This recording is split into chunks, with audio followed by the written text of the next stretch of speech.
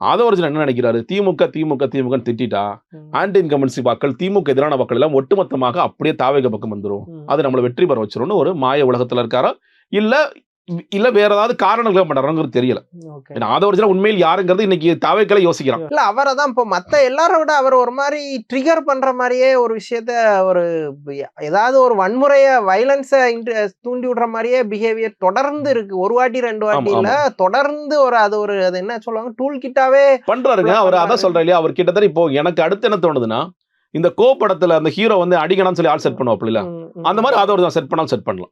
நடக்கிறதுக்கு வாய்ப்புகள் இருக்கு. பாருங்க, திமுக துண்டு பேர் 2 பேர் போட்டுக்கிட்டு வந்து அடிங்க, அடிச்சா இங்க பாருங்க நீங்க அடிச்சிட்டாங்க, இல்ல நான் இதை வீட்லயே வச்சு அடிச்சிட்டாங்க, ஏதாவது கதை சொல்லுவார். வெளியே அடிச்சா கூட பிடிச்சி யாரான்னு கேட்டுருவாங்க. அப்ப அந்த வேலைகள் கூட ஆதவர்ஜுனா முழுக்க இந்த அனுதாப அலைகள் மூலியமாக நம்ம எப்படியா தவழ்ந்து வந்துடலாம்னு சொல்லி பாக்குறாரு. பேசுறதுக்கு இஷ்யூஸ் இல்ல, கொண்டு போய் மக்கள்கிட்ட சேர்க்கறதுக்கு எந்த பிரச்சனை எதுவுமே இல்ல. இங்க அவர் போடுற கூட்டத்துல பெருசா கூட்டமும் இல்ல.